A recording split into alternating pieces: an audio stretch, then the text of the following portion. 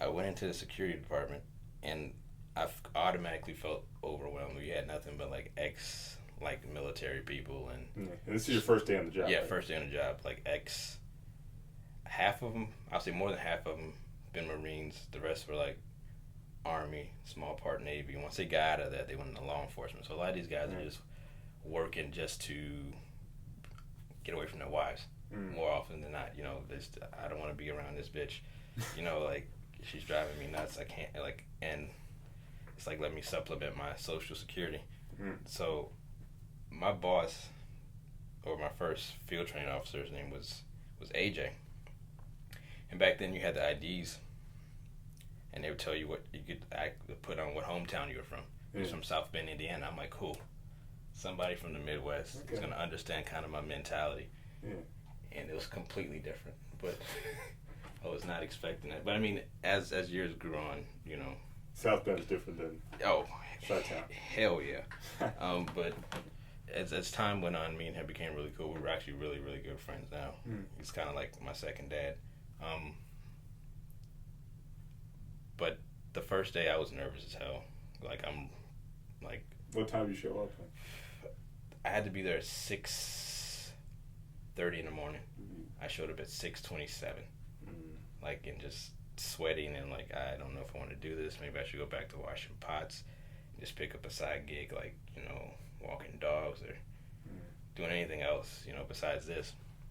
So I go in there and he talks to me and he looks me up and down. I'm like, okay, is he sizing me up? Is he already determining if I'm going to be there long term or if I'm not? Or is he just something he goes through? He just does just because that Marine shit is so ingrained in him that he has to entrench himself and this could be my foe one day. So he introduces me. We walk around, the property, go to the back of the house, talk to human resources, talk to managers, supervisors, things of that nature. And then the whole time I'm carrying this book of standard operating procedures, internal controls, all this stuff like that. And he's like, you're going to sit down and read that for the next week. And I'm looking at this, and it's a 3-inch 3-ring binder. I'm like, I have to read both of these? Like, yeah. So, but today's going to be fun. So we're driving around. He's introducing me to people. And at the time, I had a horrible case of social anxiety disorder. I had moved 5 times in the past 5 years. And I'm like, I don't want to make friends because I'm just going to leave these assholes anyway. So it's here we are, I'm so he's introduced me to people. I'm kind of giving him the dead handshake, I don't know you. I'm not going to be here probably next week, so it is what it is. So we get to talking. He's like, you need to loosen up. I'm like, what do you mean? He's like, you need to loosen up. I'm like, he's like, first of all, there's 7 of us in the security department, 7 black people. I'm like, okay, understood. It's like, that's more than, I guess 7, I guess 1% maybe 2%, but we're so visible because we all kind of look the same. And I'm like, what do you mean by that? I'm like, well, we all have shaved heads and mustaches. That right there should have been sent me a warning sign, this is a precursor to what something's gonna happen, but it didn't. I just, I'm like, okay, because a lot of guys are going bald or just shave their hair just to shave it. And I'm like, okay, that's cool. So he's like, if you want to be here long term, you got to be nice, you got to be cordial, you got to be. I'm like, so everything I'm not. I'm like, he's like, yeah. And so we're getting this golf cart, and we go over to the hotel, and he's, introduced me to the ladies at the front desk, the other ladies that do hotel management and the housekeeping staff and all this other stuff, and he's shooting the shit with them, whatever. And so we go into the spa, and we go in through the women's side, which I thought was kind of weird and kind of risky, especially being my first day, and the fact that, what old white woman in a towel wants to see a black man coming around the corner? It's I'm sure it's pretty frightening for them. And so we did encounter that a little bit, had a few gasps, but he showed me where all the cameras were there, because that's where all the cameras are at, supposedly. All the cameras at the hotel Well, the DVRs are set up in the women's side of the spa. Man definitely designed that. And so we go in there and we show me how to work the cameras. And so we go over to the men's spa. And we go talk to the attendants there and some of the massage therapists there. And then we go to the men's locker room, and there's a big, maybe I would say 4 by like 20 like mirror. And he's like, he stands there and he's like, okay, look at yourself. I'm like, okay. He's like, what do you see? I'm like, I see myself in a security uniform. He's like, no, but what do you see? I'm like, I see Brenton Casey. I'm like giving all these typical, like, you know, I don't know if he's trying to motivate me or he's trying to trick me or what the deal is. And he's like, and so what he does is he slides a razor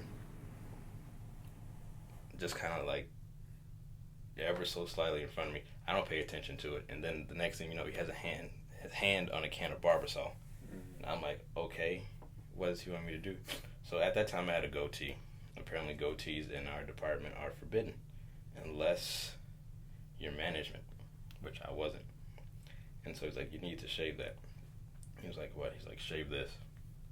I'm like, okay. So I'm there. I take off my uniform, like I just have my pants on, and I'm shaving. And then I'm like, okay, I'm done. I'm putting my shirt and my clip-on tie back on and my blazer back on. And he's like, you're not done. I'm like, what do you mean I'm not done? It's like, your hair's kind of long. I'm like, okay, I'll get a haircut tomorrow. It's like, no, it's long right now. We need to fix this. And I'm like, fix what? So he's like, give me your hand. Takes that can of Barbasol again. I say empties maybe 3/4 of it out. He's like, rub it together, put it on your head. I'm like, oh, really? I'm like, what's this for? It's like is this hazing? And like, no, he's like, no, you're gonna shave your head. I'm like, I'm gonna shave my head. He's like, yeah. He's like, and I'm gonna help you.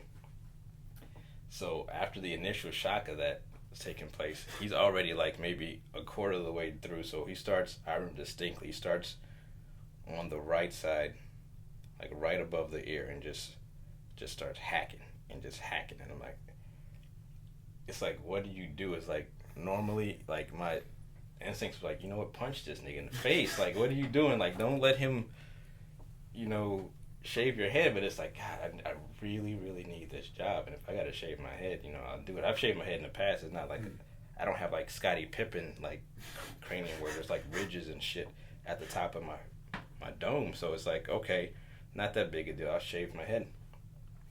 And so we're there for over an hour. I just let him do it. I didn't even help him out. So he went, hacked it. Then he actually was very meticulous about it because he went with the grain and against the grain. So I was like, okay, he really wants my shit to be bald. I'll be sure. Yeah, and at the same time, it's like, you know what, he did a really good job. So it's like, I couldn't be mad. I was mad at him, but it's like, you know what, it came out all right. But at the same time, it's like, I look like Spike Lee from School Days now. Like, so it's like, because I had glasses then, but like, I don't normally wear glasses unless I get migraines. So I had the glasses on. It's like, fuck, like, it's like, this is crazy. Like, I feel like I gotta put on a black hoodie and put my hands in like a toilet with like banana and shit. Like, this is shit you touching. Like, I'm like, so it was like, it was just weird. And it was one of those days, because I remember distinctly, it was March 5th. And it was a hot-ass March, too. It was just the worst. The worst. And, like, at the end of the day, I was like, I just got my head shaved. I didn't learn anything about security. Only thing I learned was that they liked my head being shaved and were all the cute girls in each department what they look like. And then, like, going back over to the casino, I was like, this is going to be weird, isn't it? Aren't they going to be, like, looking on camera like this dude went in with, like, a Caesar and came out with no hair? Like, and nobody ever said anything to me about it. And nobody even laughed at the end of the day. I don't know if that was something that he just does or what, but I had a shaved head for the good part of the first 6 months, I would say, as a result of that. After I got off that shift, and they moved me to graveyard shift, I started letting my hair grow again. But then, like, 2 months later, I was back on the day shift, and he had become a supervisor by that time. And I was like, so I got to shave my head again. He's like, no, I just wanted to see if you wanted to go through with it or not. I'm like, so that was a test? He's like, not really. I wanted to shave your head regardless. But, you know, the fact that you didn't put up any resistance shows that you, A, are a team player, and B, somewhat, I guess, laissez-faire about things. I'm like, well, I can't really be more than what it is. You know, I'm like, I needed the job. If you told me to, you know, wear a towel on my head and dance like the Chiquita Banana, I would have done it.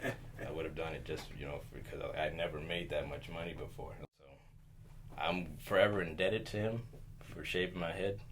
I got to dress up as Tupac for Halloween, so that was cool. That was just, you know, I went from being Andre 3000 in 2002 to Tupac in 2003, and it was a very, very, very